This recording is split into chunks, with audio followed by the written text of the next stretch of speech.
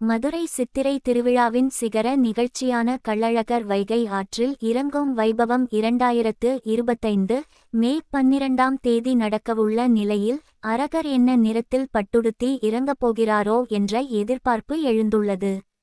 தென் மாவட்டங்களில் மிகப்பெரியதும் உலக அளவில் பிரபலமானதுமான மதுரை சித்திரை திருவிழா 2025ஆம் ஆண்டு ஏப்ரல் 29ஆம் தேதி கொடியேற்றத்துடன் தொடங்கியது.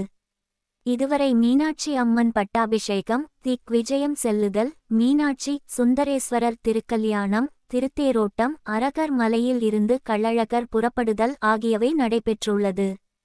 20 நாட்கள் நடக்கும் சித்திரை திருவிழாவின் சிகர நிகழ்ச்சியான கள்ளழகர் வைகை ஆற்றில் எழுந்தருளும் நிகழ்ச்சி 025 மே 12ஆம் தேதி நடக்கிறது. இதற்கான முன்னேற்பாடுகள் அனைத்தும் தயார் நிலையில் உள்ளது.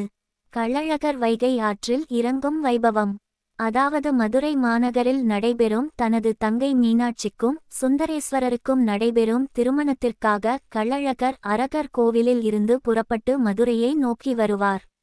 ஆனால் வழியெங்கும் அவருக்கு பக்தர்கள் காட்சி கொடுப்பார்கள். அதனால் தாமதம் ஏற்பட அவர் வருவதற்குள் திருமணம் முடிந்து விடும். இதனால் கோபம் கொண்ட கள்ளழகர் மதுரைக்குள் வராமலேயே வைகை ஆற்றில் எழுந்தருளி தேனூர் மண்டபத்தில் மாமண்டோ முனிவரின் சாபம் தீர்த்து விட்டு மறுபடியும் அரகர் மலைக்கு திரும்பும் வைபவம் நடைபெறும். இதில் வைகை ஆற்றில் எழுந்தருளும் நிகழ்ச்சியில் லட்சக்கணக்கான பக்தர்கள் பல்வேறு வெளியூர், வெளிமாநிலம் மற்றும் வெளிநாடுகளில் இருந்தும் கூட வருகை தருவார்கள். அன்றைய தினம் வீட்டிலிருந்து புறப்பட்டால் மீண்டும் வீட்டிற்கே செல்ல தோன்றாத அளவுக்கு மக்கள் கூட்டமும் அழகரின் கண்கொள்ளா காட்சியும் நம்மை ஆட்கொள்ளும்.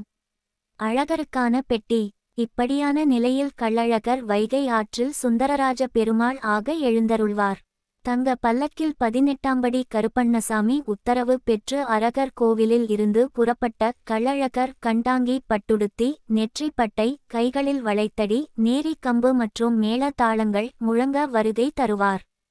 அவர் வைகை ஆற்றில் எழுந்தருள்வதற்கு முன் அவருக்கான ஆடைகள் மற்றும் அலங்கார பொருட்கள் ஆகியவை ஒரு மரப்பெட்டியில் வைக்கப்பட்டிருக்கும்.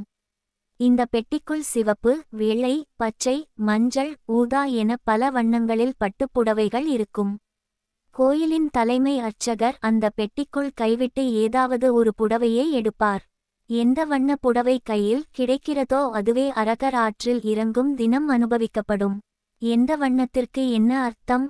கள்ளழகர் எந்த வண்ண பட்டு கட்டி ஆற்றில் இறங்குகிறாரோ அதற்கு ஏற்ப அந்த வருடம் உலகத்தில் நல்லது கெட்டது இருக்கும் என்பது பக்தர்களின் நம்பிக்கையாக பார்க்கப்படுகிறது.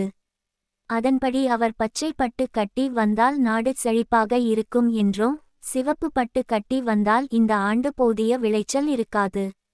மேலும் நாட்டில் எதிர்பாராத நிகழ்வுகள் ஏற்படும் எனவும் ஐதீகமாக உள்ளது. வெள்ளை மற்றும் ஊதா நிற பட்டு கட்டி வந்தால் நல்லது மற்றும் கெட்ட நிகழ்வுகளுக்கு இடைப்பட்ட நிலை இருக்கும். அதே சமயம் மஞ்சள் பட்டு கட்டி வந்தால் அந்த ஆண்டு மங்களகரமான நிகழ்வுகள் அதிகமாக நடக்கும் என்பதை நம்பிக்கை ஆகும்.